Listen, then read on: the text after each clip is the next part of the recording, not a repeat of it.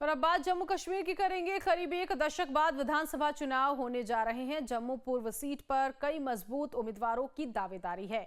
इस सीट में मुख्य मुकाबला बीजेपी और कांग्रेस प्रत्याशियों के बीच है। विधानसभा चुनाव को लेकर जम्मू कश्मीर की आवाम में खासा उत्साह है। रिपोर्ट देखिए।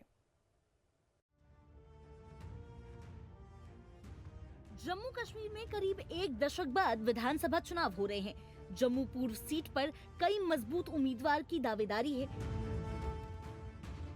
फिर भी मुख्य मुकाबला बीजेपी के युद्धवीर सेठी और कांग्रेस के पूर्व विधायक योगेश साहनी के बीच है। अब इस चुनावी दौर में पीडीपी के युवा नेता आदित्य गुप्ता भी शामिल हो गए हैं। इससे मुकाबला तिकोना हो गया है। युद्धवीर सेठी का दावा है कि बीजेपी ने यहां मजबूत बुनियादी ढांचा तैयार किया है, जिससे टूरिज्म को बढ़ावा मिला है। यहाँ बड़े प्राचीन मंदिर भी हैं, प्राचीन हेरिटेज डोगरों की जो हमारी मुबारक मंडी है।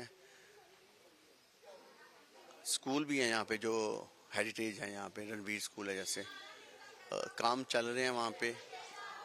और पिछले दिनों में मुबारक मंडी में कई नई इमारतें वहाँ पे मतलब जो पुरानी थी उनको रेनोवेट किया गया। आने वाले समय में उसको और गति देके इससे हमारे यहाँ पे टूरिज्म बढ़ेगा। दूसरी ओर कांग्रेस के Yogesh Sahni smart city project में गड़बड़ी और घोटाले का आरोप लगा रहे हैं। साहनी का कहना है कि उनका ध्यान बेरोजगारी जैसी समस्याएं दूर करने पर है।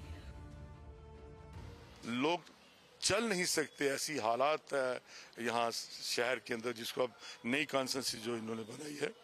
तो वाकई कई इशू हैं, खास करके ये स्मार्ट मीटर का मसला जो है, और इसमें हमारे राहुल जी ने कहा है, हमारे नेता ने, कि हमारी सरकार आएगी तो इन जो बहुत बड़ा स्कैंडल हुआ ये मीटर्स का, ये स्मार्ट मीटर्स का, इसकी अब कहता हम इंक्वायरी कराएंगे।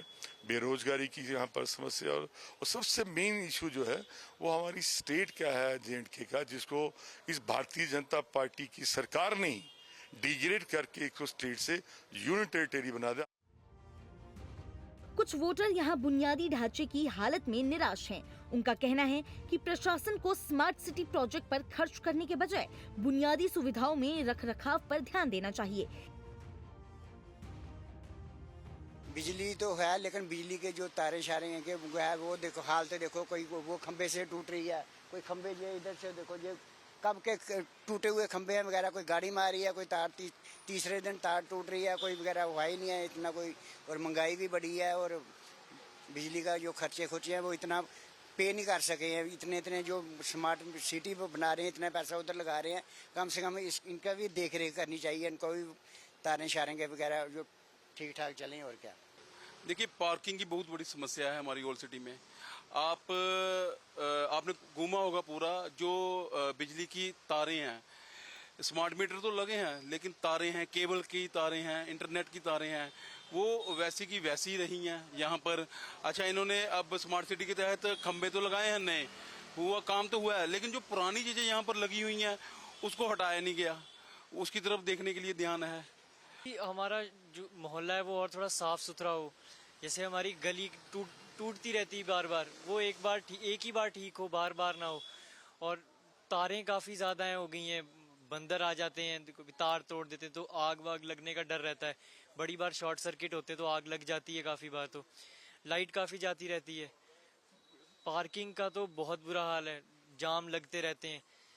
इन्होंने पूरा तोड़ते रहते हैं, टाइलें लगाते हैं पर ना सफाई रखते हैं वहाँ पे, और जाम तो बढ़ता ही रहता है। जम्मू पूर्व 39 सीटों में से एक है जहां 1 अक्टूबर को चुनाव के आखिरी दौर में वोट डाले जाएंगे। वोटों की गिनती 8 अक्टूबर को होगी।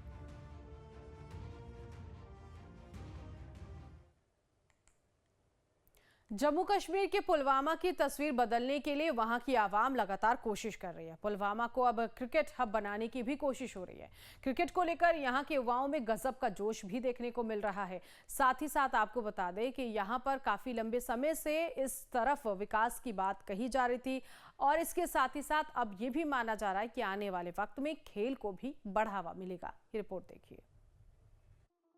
कुछ वक्त पहले तक जम्मू कश्मीर के पुलवामा जिले को संघर्ष और फैली अशांति के लिए जाना जाता था।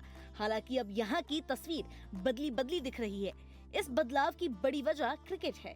इस खेल का जुनून अब कश्मीर घाटी के लोगों के सिर पर चढ़कर बोल रहा है।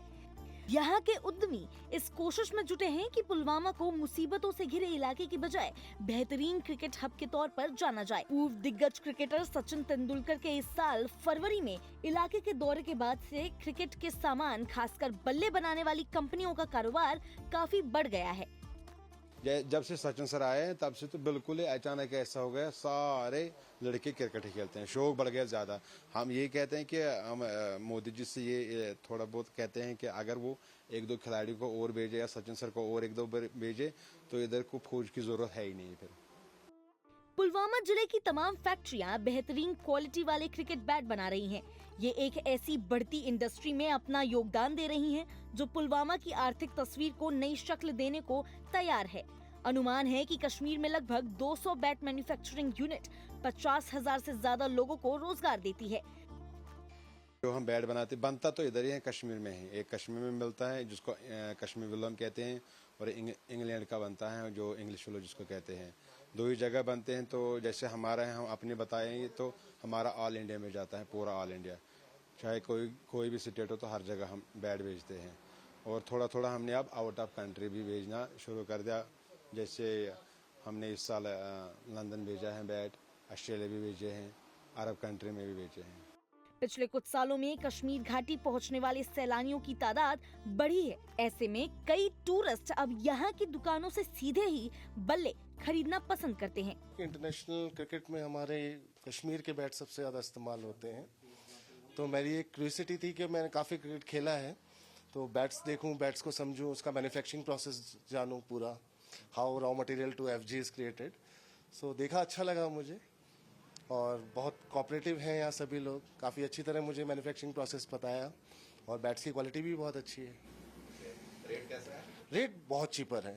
जो प्राइस हम लोगों को 10,000 12,000 में बैट पड़ता है, वो यहाँ पर बहुत ही नॉमिनल रेट में हम लोगों को पड़ रहा है। यहाँ पर कश्मीर में बल्ले कश्मीरी विलो का इस्तेमाल करके बनाए जाते हैं।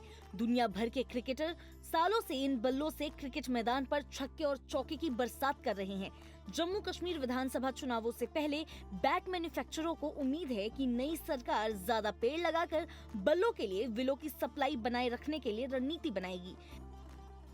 कश्मीर विलो जिसमें बैट बनाते हैं, ये जो पेड़ होता है जब भी हम उगाते हैं तो इसमें ये 30 साल लग जाते हैं इसको बनते।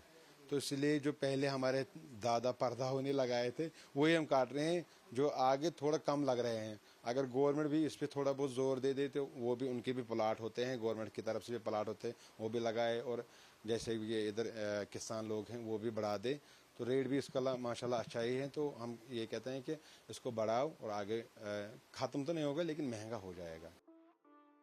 जम्मू कश्मीर में 3 चरणों में विधानसभा चुनाव होने हैं। पुलवामा उन 24 विधानसभा सीटों में शामिल है जहां पहले चरण में 18 सितंबर को वोटिंग होगी। चुनाव के नतीजों का ऐलान 8 अक्टूबर को होगा। जम्मू कश्मीर के बारामूला के दूधरान गांव में सदियों पुरानी पारंपरिक तकनीक से दूध को स्टोर किया जाता है। यहां लोग आज भी दूध को स्टोर करने के लिए प्राचीन गुफाओं जैसी जगहों का इस्तेमाल करते हैं। रिपोर्ट देखिए। उत्तरी कश्मीर में नियंत्रण रेखा के पास बसे बारामूला के दूधरान गांव के लोग दूध को स्टोर करने के लिए मॉडर्न रेफ्रिजरेटर तकनीक का इस्तेमाल नहीं करते हैं। गांव में बड़े पैमाने पर डेयरी उत्पादक दूध और दूसरे डेयरी प्रोडक्ट्स को स्टोर करने के लिए प्राचीन गुफा जैसी जगहों का इस्तेमाल करते हैं। इन्हें डॉड खोट कहा जाता है। तो ये हमारा पुराना कल्चर है। फ्रिज तो इतना फ्रिज में हम रख नहीं सकते हैं, क्योंकि फ्रिज की वजह से पावर होता है, तो उसमें हमारा ये दूध जो है साफ नहीं होता है।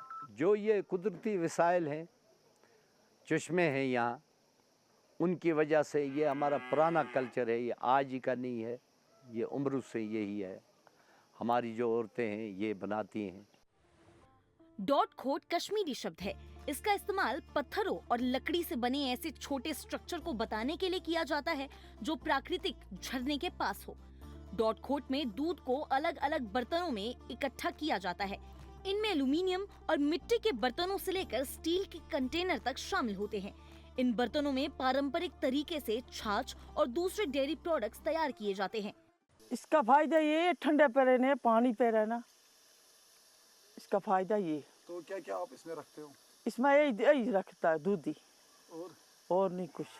दूध बहुत ठंडा रहता है, जैसे कि फ्रिज में ठंडा होता है उससे ज़्यादा ठंडा इसमें होता है। तो हमें बताइए कि क्या लगता है आपको कि फ्रिज अच्छा है या ये आपके हिसाब से? नहीं, हमारे हिसाब से ये अच्छा है, क्योंकि हमने इसके ऊपर आजमाइश की है, ना इसके साथ कोई बीमारी लगती है, ना कुछ भी नहीं, कोई डिफेक्ट नहीं होता है इससे, इसलिए हमको ये ज़्यादा अच्छा लगता है। दुधरान गांव के लोगों का कहना है कि वो पीढ़ियों से डेयरी फार्मिंग के कारोबार से जुड़े हुए हैं। अपने डेयरी प्रोडक्टों को स्टोर करने के लिए इस पारंपरिक तरीके का इस्तेमाल करने के आदी हैं। उनके मुताबिक ये प्राकृतिक तकनीक न सिर्फ उनके डेयरी प्रोडक्टों को लंबे वक्त तक सुरक्षित रखने में मदद करती है, बल्कि ये इको फ्रेंडली भी है। और इसी के साथ लाइफ टाइम्स पर खबरों का सफर जारी है। अब बने रहिए हमारे साथ।